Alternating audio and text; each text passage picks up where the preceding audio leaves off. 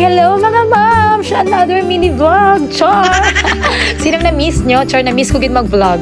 So mga moms, may share ako sa inyo nga karadtuan nyo diri sa Davao City. Manami, mahangin, malimpyo kag fresh like me. Char!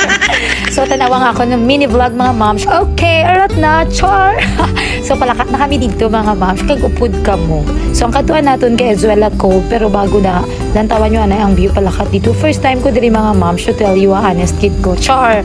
So bago kami naglalakat dito, makaon anay kami diri mga moms. Kaya kailangan yun ni karon para makasulod dito. Char, late ko na na-realize. Pero nagkaon kami diri sa Rubata. Kakaiba namit. Basta, ito yung chicken chick siya pero hindi ko balaan. Pero mura mga moms. Affordable. Kaya hindi man kuya magkaon sa mga mahalon mga moms. Kaya pobre lang kaya na hamon ako Rubata.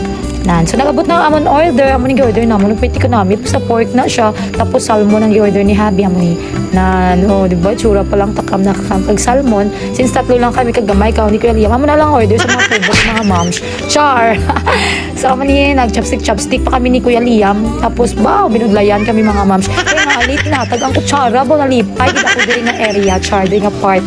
Oh nan, mukhang masaya mga moms. Kaging serve ng hamon kutsara. So after naman mag-lunch mga moms, dito nagipangita na naman tong Azuela Cove na always ko makitaan. Pero before that, nangapianay kami diri sa his her. Kaya recommend na sa ako newfound friend si Ma'am Maria Binyang. Hi ma'am! Ara siya sa China, Subo.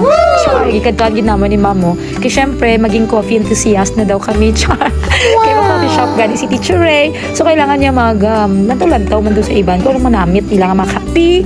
Char. Pero ari ang pinakanamit, kaya may ice cream, ang ila chocolate. Oh, kung nanamitan, dito ko si Mitchell lang. So, after pangapi, katuwa na natin ang Azuela Cove, nan.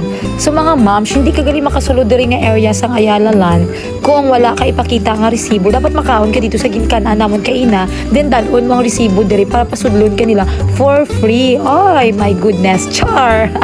So, ni mga moms, ang view, pwede ka nami, no?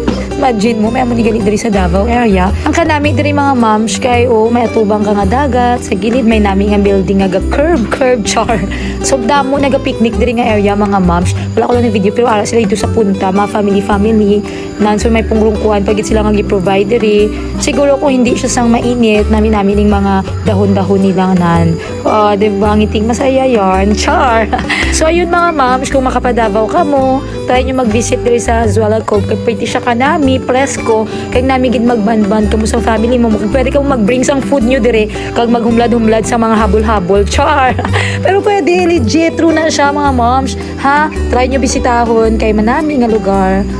So ano pa ginahulat nyo, char, kadto na kamo sa Davao City, char lang.